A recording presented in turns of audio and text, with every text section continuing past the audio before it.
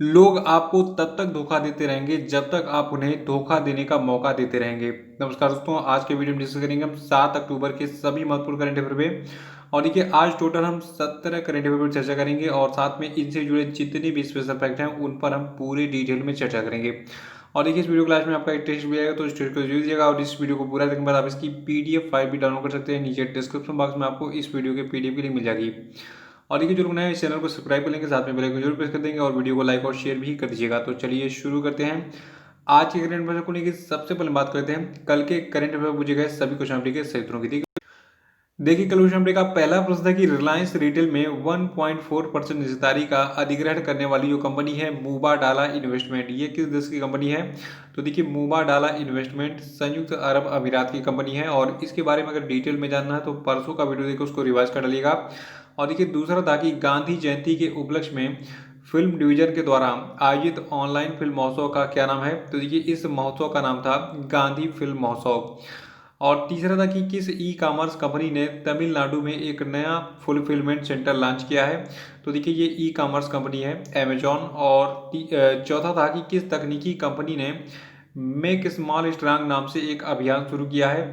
तो देखिए, ये तकनीकी कंपनी आपकी गूगल है। और पांचवा था कि हाल ही में किस व्यक्ति को श्री सोमनाथ ट्रस्ट का अध्यक्ष बनाया गया है? तो देखिए, जो आपका सोमनाथ मंदिर का सोमनाथ ट्रस्ट है, इसके अध्यक्ष बनाए गए हैं केशु भाई पटेल। केशु भाई पटेल देखिए, ये जो है गुजरात के पूर्व मुख्यमंत्री हैं, ठीक है। और आज के करंट अफेयर का पहला प्रश्न है कि साल 2020 के फिजिक्स का नोबेल पुरस्कार किसे दिया गया? तो देखिए, कल मैंने चिकित्सा के नोबेल पुरस्कार के बारे में आपको बताया था, तो कल का वीडियो देखकर उसको रिवाइज कर डालिएगा। और आज हम बात करेंगे फिजिक्स के नोबेल पुरस्कार के बारे में।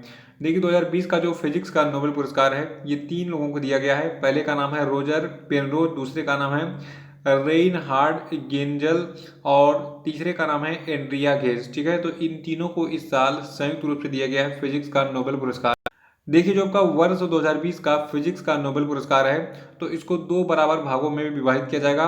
देखिए, आधा पुरस्कार जो है ये दिया जाएगा रोजर पेनरोज को। अभी इनके बारे में आपको डिटेल बताऊंगा। पहले ये जान लीजिए कि रोजर पेनरोज को जो है किस लिए नोबेल पुरस्कार दिया गया है भौतिकी यानी कि फिजिक्स का।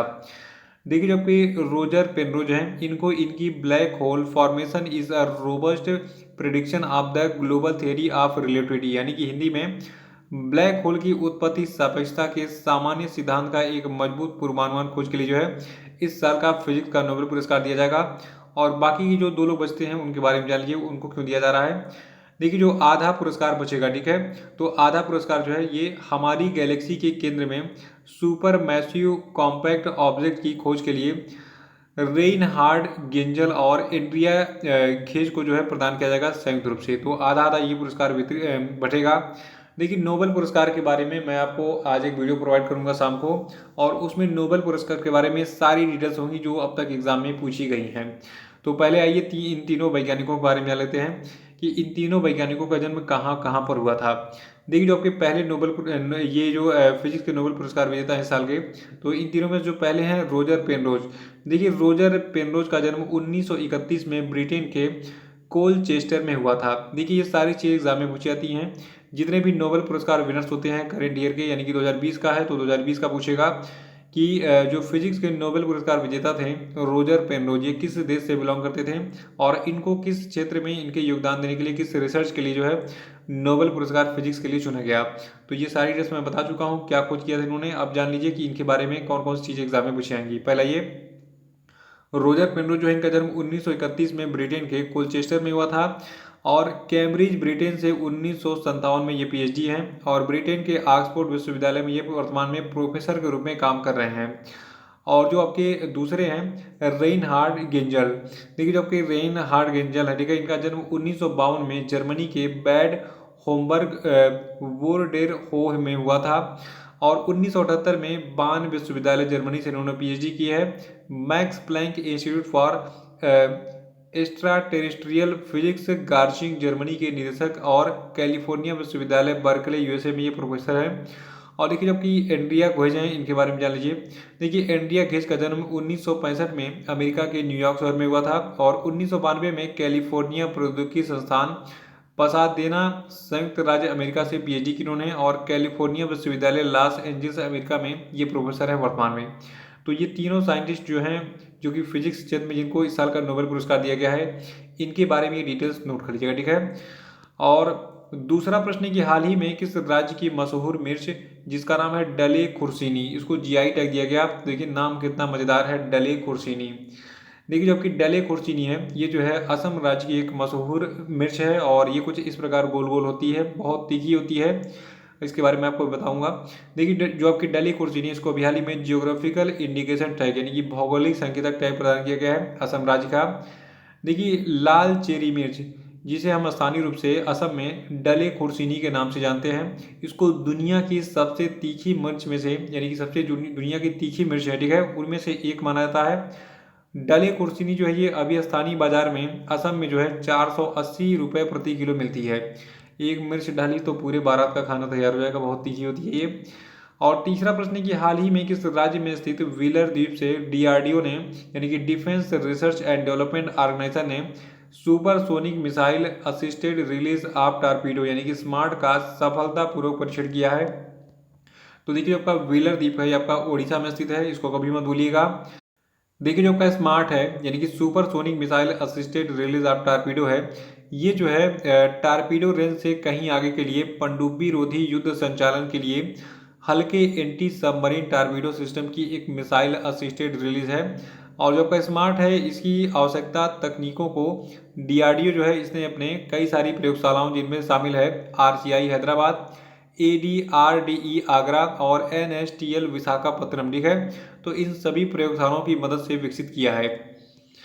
और चौथा प्रश्न है कि हाल ही में रक्षा अनुसंधान और विकास संगठन यानी कि defence research and development organisation यानी कि डीआरडीओ ने ओडिशा के बालासोर में परमाणु सक्षम बैलिस्टिक मिसाइल सौर्य के नए संस्करण का सफल परीक्षण किया। सौर्य के बारे में बताना है कि सौर्य क्या चीज़ है। तो देखिए आपका सौर्य नामक ये बैलिस्टिक मिसाइल है, ठीक है, ये सतह से सतह पर यानी कि सरफेस टू सरफेस मार करने वाली एक मिसाइल है। और देखिए जो आपका सौर्य है, इसका जो नया संस्करण अभी हाल ही में जो लॉन्च किया गया है, ये लगभग 800 किलोमीटर की सीमा में लक्ष्य को मार सकता है, यानी कि भेज सकता है। यानी कि अगर हम इंडिया में बैठे यहाँ पे, अगर चाइना पे अटैक करता है तो टोटल चाइना में हमारा ये मिसाइल 800 किलोमीटर तक घुसकर वहाँ के जो अगल बगल के क्षेत्र हैं उनको नष्ट कर सकता है, टारगेट को, ठीक है, जहाँ पे हम इसको लॉन्च करेंगे। और देखिए जो आपका ये सौर्य नामक जो नया वाला संस्करण है मिसाइल का, ठीक है, ये 10 मीटर लंबा था, 74 सेंटीमीटर इसका व्यास था और ये 6.2 टन वजनी था। तो ये विशेष बातें याद रखिएगा किसके बारे में, सौर्य के नए संस्करण के बारे में। और पांचवा प्रश्न की प्रधानमंत्री नरेंद्र मोदी ने हाल ही में हिमाचल प्रदेश के रोहतांग में किस सुरंग का उद्घाटन किया। देखिए इस प्रश्न में हमने कल भी चर्चा की थी, थोड़ा सा मिस्टेक हो गया था। देखिए जब का रोहतांग है तो यहाँ पर जो है अटल सुरंग का जो है प्रधानमंत्री मोदी ने हाल ही में उद्घाटन किया। देखिए कल मिस्टेक ये हुआ था, कल कई सारे न्यूज़पेपर मैंने पढ़ा तो वहाँ पे लिखा था 3500 करोड़ रुपए इसकी लागत थी, लेकिन ये 3200 करोड़ रुपए है, क्योंकि एक्चुअल इन्फॉर्मेशन मुझे मिली है एक ऑथेंटिक सोर्स से, तो उसमें इसकी लागत बताई गई है 3200 करोड़ रुपए। ये पहले और भी कम था, लेकिन ये 2020 में जब ये पूरा हुआ तो इसकी लागत बढ़ गई। देखिए जो आपका अटल सुरंग है, इसके बारे में खास बातें क्या है। देखिए अटल सुरंग जो है ये दुनिया का सबसे लंबा राजमार्ग सुरंग है और इस सुरंग के कारण मनाली और लेह के बीच की दूरी 46 किलोमीटर कम हो जाएगी और यात्रा का समय भी 4 से 5 घंटे कम लगेगा।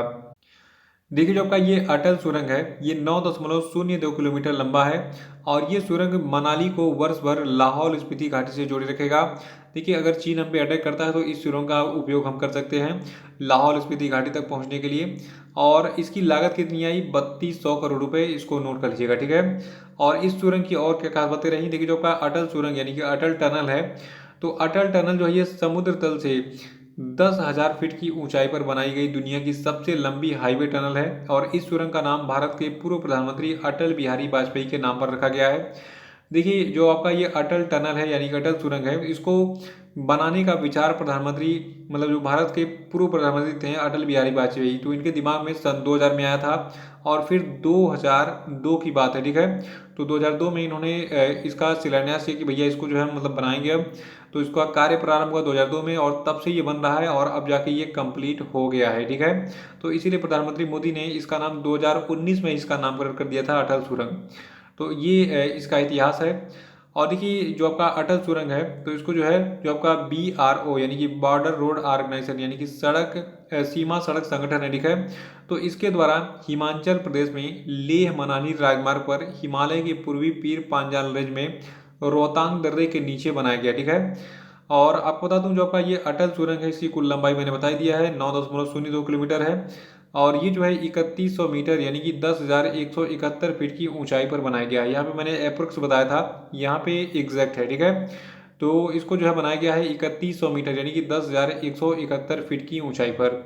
तो इस पेज का भी स्क्रीनशॉट ले लीजिए, इसको नोट कर लीजिएगा। और छठा प्रश्न है कि हाल ही में कितने व्यक्तियों को राइट लाइवलीहुड अवार्ड 2020 पुरस्कार से के लिए चुना गया है। तो देखिए इन व्यक्तियों की संख्या टोटल 4 है। और इन 4 व्यक्तियों में से पहले का नाम है एलेस वलियात्स्की, ये बेलारूस के निवासी है। दूसरी है आपकी नसरीन सोतौडे, ठीक है, ये ईरान की निवासी हैं। और अमेरिका के ब्रायन स्टीवेंसन तीसरे हैं। और निकारागुआ के लुट्टी कनिंघम ब्रेन जो है ये चौथे हैं, ठीक है। तो इन चारों को जो है समानता, लोकतंत्र, न्याय और स्वतंत्रता में दिए गए इनके योगदान देने के लिए 2020 का इनको राइट लाइवलीहुड अवार्ड दिया गया, ठीक है। ये चारों इस पुरस्कार को बराबर बराबर रूप से साझा करेंगे। देखिए जो आपका ये राइट लाइवलीहुड अवार्ड है इसको वैकल्पिक नोबेल पुरस्कार के रूप में भी जाना जाता है। और आइए थोड़ा सा इन चारों व्यक्तियों के बारे में और भी डिटेल हम जान लेते हैं। देखिए जो आपके एलेस विलियात्स्की हैं, ठीक है, तो इनको बेलारूस में लोकतंत्र की स्थापना और नसरीन सोतोदे को ईरान में मानवाधिकारों के लिए इनके योगदान देने के लिए पुरस्कार दिया गया है। और अमेरिकी नागरिक अधिकारों के वकील जो आपके हैं ब्रायन स्टीवेंसन, ठीक है, इनको आपराधिक न्याय प्रणाली में सुधार और अमेरिका में अग्रिम नस्लीय सुलह के प्रयासों के लिए ये पुरस्कार मिला है। साथ ही लुट्टी कनिंघम जो है इनको लुट्टी कनिंघम ब्रेन को जो है ये पुरस्कार स्वदेशी भूमि और समुदायों के शोषण से बचाने में इनके योगदान देने के लिए इनको ये पुरस्कार दिया गया है। तो ये सारा डिटेल्स आपको पता होना चाहिए इन चारों व्यक्तियों के बारे में जिनको इस साल का राइट लाइवलीहुड अवार्ड 2020 दिया गया है। और सातवां प्रश्न है कि विश्व आवास दिवस यानी कि वर्ल्ड हैबिटेट डे 2020 किस दिन मनाया गया। तो देखिए जो आपका विश्व आवास दिवस है ये हर साल अक्टूबर के पहले सोमवार को मनाया जाता है। और इस साल अक्टूबर महीने में जो पहला सोमवार था ये 5 अक्टूबर 2020 को पड़ा था। तो इसलिए 5 अक्टूबर को हमने मनाया विश्व आवास दिवस 2020। और जो आपका ये विश्व आवास दिवस 2020 यानी कि वर्ल्ड हैबिटेट डे 2020 है तो देखिए इसकी थीम रखी गई है housing for all a better urban future. और ये थीम जो है इसका उद्देश्य सतत कचरा प्रबंधन में फ्रंटियर टेक्नोलॉजी के उपयोग को बढ़ावा देना है। तो इसको नोट कर लीजिएगा। अगला प्रश्न है कि हाल ही में बाहुबली श्रृंखला के किस लेखक ने अपनी पहली बाल पुस्तक द वेरी एक्सट्रीमली मोस्ट नाटी असुर टेल्स फॉर किड्स को लॉन्च किया गया। तो देखिए ये बाहुबली श्रृंखला के जो लेखक हैं इनका नाम है आनंद नीलकांतन। देखिए जो आपकी किताब है ये द वेरी एक्सट्रीमली मोस्ट नाटी असुर टेल्स फॉर किड, ठीक है। तो ये किताब जो है ये जुड़वा असुर जिसका नाम है कुंडक्का और मंडक्का, तो कुंडक्का और मंडक्के की कहानी के बारे में है जिन्हें स्कूल जाना अच्छा नहीं लगता है। और ये पुस्तक उन बच्चों को भारतीय पुराणों के बारे में जानने में मददगार होगी जो इलेक्ट्रॉनिक गैजेट्स में लगे रहते हैं यानी कि मोबाइल वगैरह बहुत चला रहे हैं, वो इसको ऑनलाइन पढ़ सकते हैं इस बुक को। देखिए इस पुस्तक के चित्र जो है ये शुभदीप राय और शीलादित्य बोस के द्वारा तैयार किए गए हैं, ठीक है। तो ये इसकी खास बात है। और सबसे खास बात जो आपकी ये पुस्तक है आनंद नीलकांतन की जिसका नाम है the very extremely most naughty असुर टेल्स फॉर किड्स, ठीक है। तो देखिए इस पुस्तक को कॉरपोरेट मामलों के मंत्रालय के तहत पफिन्स पब्लिशर्स प्राइवेट लिमिटेड के द्वारा प्रकाशित किया गया है।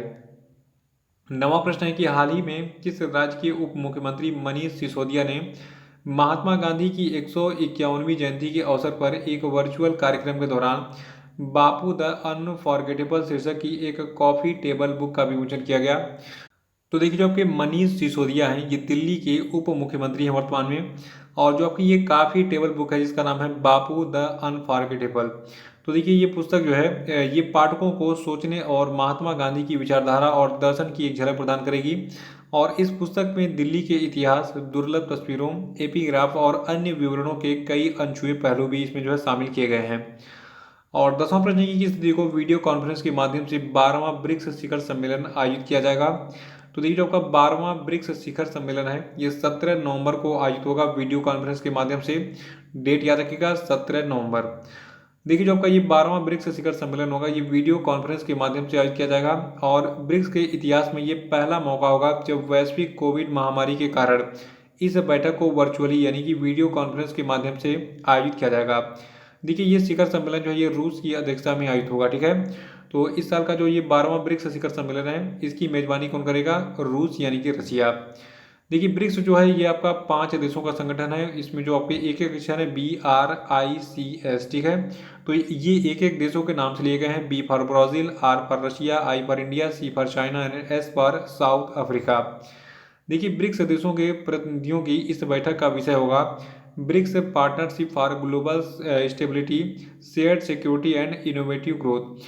तो ये चीज़ आप नोट कर लीजिएगा कि ब्रिक्स देशों के प्रतिनिधियों की जो बैठक होगी 17 नवंबर को, तो इसका थीम यानी कि इसका विषय होगा BRICS partnership for global stability, shared securities and innovative growth. 11वां प्रश्न है कि भारत में हर साल कब से कब तक वन्य जीव सप्ताह के रूप में मनाया जाता है? तो देखिए जो आपका वन्य जीव सप्ताह है ये भारत में हर साल 2 से 8 अक्टूबर को मनाया जाता है। देखिए वर्ष 2020 में 66वां वन्य जीव सप्ताह मनाया गया। और आपको बता दूं जो आपका ये 66वां वन्य जीव सप्ताह था, ये जो है रोर यानी कि roar and revive exploring human and animal relations की थीम पर मनाया जा रहा है। और देखिए इस सप्ताह को पहली बार वर्ष 1972 में मनाया गया था, यानी कि जो आपका ये वन्य जीव सप्ताह है, ठीक है, भारत में ये पहली बार 1972 में मनाया गया था। और ये कार्यक्रम जो है ये राष्ट्रीय वन्य जीव बोर्ड के द्वारा हर साल आयोजित होता है। तो इस साल हमने क्या बनाया? 66वां वन्य जीव सप्ताह। कब से कब तक? 2 से 8 अक्टूबर 2020 तक। 12वां प्रश्न है कि किस व्यक्ति को Indo American chamber of commerce के द्वारा लाइफ टाइम अचीवमेंट पुरस्कार दिया गया?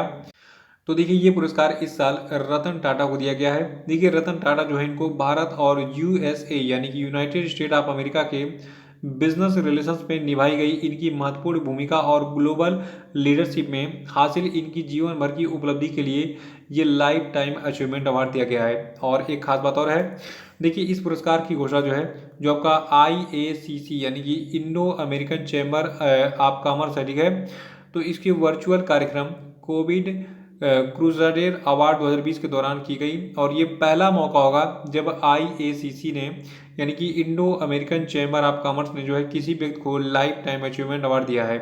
तो ये नोट कर लीजिएगा। और 13वां प्रश्न है कि भारत और किस देश ने विकासशील देशों में कोविड-19 की दवाओं का उत्पादन आसान बनाने हेतु विश्व व्यापार संगठन यानी कि वर्ल्ड ट्रेड ऑर्गेनाइजेशन से नियमों में राहत मांगी है? तो देखिए ये राहत मांगी है भारत और दक्षिण अफ्रीका ने। देखिए जो भारत और दक्षिण अफ्रीका देश है, तो इन दोनों देशों ने कोविड-19 की दवाओं के मामले में बौद्धिक संपदा नियमों से छूट मांगी है। देखिए बौद्धिक संपदा क्या होती है? अगर आपने बल्ब का आविष्कार किया है तो ये आपकी बौद्धिक संपदा है, आपने इसकी उसको अपने दिमाग से बनाया है, तो ये आपकी बौद्धिक संपदा हो गई। कोई भी एक व्यक्ति इसको कॉपीराइट नहीं कर पाएगा। कॉपीराइट करने के लिए इसको आपका परमिशन लेना पड़ेगा, आपको कुछ रॉयल्टी देनी पड़ेगी। मान लीजिए अगर हमारी कंपनी हम बल्ब बनाते हैं, तो अगर 10 रुपये में बल्ब बेचते हैं तो इसमें कुछ ना कुछ इसका लाभांश यानी कि मान लीजिए 1 रुपये आपको देना पड़ेगा हर बल्ब के ऊपर। तो ये होता है बौद्धिक संपदा। और इस बौद्धिक संपदा नियमों से छूट मांगी है इसने भारत और दक्षिण अफ्रीका ने।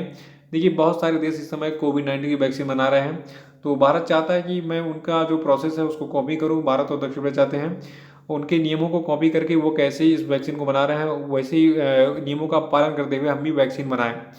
देखिए जो आपका बौद्धिक संपदा अधिकार है ये विश्व व्यापार संगठन के द्वारा संचालित अंतर्राष्ट्रीय संधि है।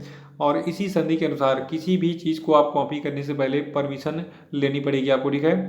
तो ये नियम है। देखिए आपका ये वर्ल्ड ट्रेड ऑर्गेनाइजेशन है यानी कि जो आपका विश्व व्यापार संगठन है, ठीक है, तो इसका हेडक्वार्टर आपका है स्विट्जरलैंड के जिनेवा में। स्थापना इसकी 1 जनवरी 1995 को हुई थी। और मेंबरशिप है कुल 164 कंट्रीज के पास, ठीक है, ये नोट कर लीजिएगा। 14वां प्रश्न है कि भारत सरकार की ओर से गांधी जयंती पर किस देश को 41 एम्बुलेंस और 6 स्कूल बसें उपहार में दी गई? तो देखिए अभी हाल ही में नेपाल को दिया गया टोटल 41 एम्बुलेंस और 6 बसें उपहार में। कब? गांधी जयंती के अवसर पर। देखिए नेपाल के 30 जिलों और नॉन प्रॉफिट संस्थाओं के लिए स्वास्थ्य और शिक्षा के क्षेत्र में कार्य करने के लिए अभी हाल ही में भारत सरकार ने ये 41 एम्बुलेंस और 6 स्कूल बसें दी हैं। और देखिए भारत जो है ये 1994 से अब तक नेपाल को कुल जो है 823 एम्बुलेंस भेंट कर चुका है। देखिए नेपाल हमारा पड़ोसी देश है और ये आपका साउथ एशिया में स्थित है और इसकी कैपिटल है काठमांडू। और प्राइम मिनिस्टर यहाँ के हैं केपी शर्मा ओली, और नेपाल की जो पहली महिला राष्ट्रपति हैं आपकी हैं विद्या देवी भंडारी, और ये भी हाल ही में अपने दूसरे कार्यकाल के लिए चुनी गई थी। और नेपाल का जो पॉपुलेशन है आपका है 2.81 करोड़। 15वां प्रश्न है कि अभी हाल ही में जो आपका रिलायंस लाइफ साइंसेज है, इसने अभी हाल ही में एक RT-PCR किट विकसित की है। देखिए RT-PCR क्या है, देखिए RT-PCR का फुल फॉर्म में भी पूछा गया था। तो RT-PCR का पूरा नाम है reverse transcriptase polymerase chain reaction, ठीक है। और इसका उपयोग अभी हाल ही में किया जा रहा है किस लिए, कोविड-19 के परीक्षण के लिए। तो ये प्रश्न हमारा कह रहा है कि रिलायंस लाइफ साइंसेज ने अभी हाल ही में एक RT-PCR किट बनाई है। ये किट जो है ये कितने समय में कोविड-19 की जांच का परिणाम दे रही है। तो देखिए इसको परिणाम देने में टोटल 2 घंटे का समय लग रहा है। देखिए जो पुरानी वाली RT-PCR किट थी, तो इसको जो है रिजल्ट देने में लगभग 24 घंटे का समय लग जाता था, लेकिन इस किट से जो है आप केवल 2 घंटे में एक टेस्ट का परिणाम ले सकते हैं। यानी कि कहा जाए तो 24 घंटे में हम 12 टेस्ट कर सकते हैं, उसका रिजल्ट देख सकते हैं। और देखिए आपको बता दूं जो आपका RT-PCR किट है, ठीक है, तो इसको प्रयोगशाला में किया जाता है, बायोटेक वाले करते हैं। मैं और मुझे ये सौभाग्य प्राप्त हुआ था जब मैं SGPGI लखनऊ में ट्रेनिंग कर रहा था, तो वहाँ पर मुझे RT-PCR करने का मौका मिला था। देखिए आप बता दूं जो आपका RT-PCR है, इसमें प्रयोगशाला में वास्तविक समय में कोरोना में मौजूद न्यूक्लिक अम्ल की पहचान की जाती है, ठीक है, और इससे पता चलता है कि आदमी कोरोना पॉजिटिव है या फिर नहीं है। 16वां प्रश्न है कि हाल ही में किसने आर्टिफिशियल इंटेलिजेंस पर वैश्विक शिखर सम्मेलन रेज 2020 का उद्घाटन किया। तो देखिए अभी हाल ही में जो भारत के प्रधानमंत्री हैं नरेंद्र मोदी, इन्होंने जो है आर्टिफिशियल इंटेलिजेंस पर वैश्विक शिखर सम्मेलन जिसका नाम है रेज 2020 का उद्घाटन किया था। देखिए रेज 2020 जो है इसका पूरा नाम है responsible artificial intelligence for social empowerment 2020, ठीक है, तो ये नोट कर लीजिएगा। और आपको बता दूं जो ये शिखर सम्मेलन जो था रेज 2020, तो ये जो है 5 से 9 अक्टूबर 2020 तक इलेक्ट्रॉनिक्स और सूचना प्रौद्योगिकी मंत्रालय और नीति आयोग के द्वारा आयोजित किया जा रहा है। 17वां है कि हाल ही में भारतीय निशानेबाज यशस्विनी सिंह ने 5वें अंतर्राष्ट्रीय ऑनलाइन निशानेबाजी में कौन सा पदक जीता है। तो देखिए इन्होंने स्वर्ण पदक जीता है अभी हाल ही में 5वें अंतर्राष्ट्रीय ऑनलाइन निशानेबाजी चैंपियनशिप में। और देखिए जो कि यशस्विनी सिंह देसवाल हैं, इन्होंने 10 मीटर एयर पिस्टल स्पर्धा में ये गोल्ड मेडल जीता है। और इस 10 मीटर एयर पिस्टल स्पर्धा में इन्होंने कुल 241.7 अंकों का स्कोर किया था। और देखिए इस प्रतियोगिता का जो आयोजन है, यानी कि 5वां जो अंतर्राष्ट्रीय ऑनलाइन निशानेबाजी चैंपियनशिप था, इसका आयोजन indiashooting.com के द्वारा किया गया था। तो आज का वीडियो थोड़ा सा लंबा हो गया है क्योंकि आज 17 प्रश्न थे करेंट अफेयर के, और कल का भी लंबा ही होगा क्योंकि कल भी प्रश्नों की भरमार पड़ेगी। और देखिए अब हम बात कर लेते हैं आज के सभी क्वेश्चन आपके लिए। देखिए आज क्वेश्चन आपके का पहला प्रश्न आपके लिए कि विश्व शिक्षक दिवस किस दिन मनाता है, आंसर बताइए। और देखिए राष्ट्रीय शिक्षक दिवस कब मनाया था ये भी आपको बताना है, क्योंकि आपने पिछले महीने में उसी दिन थाली बजाया था और विरोध प्रदर्शन किया था, तो वो चीज़ आपको पता होनी चाहिए। दूसरा प्रश्न है कि विश्व अंतरिक्ष सप्ताह कब से कब तक मनाएगा, बताइए।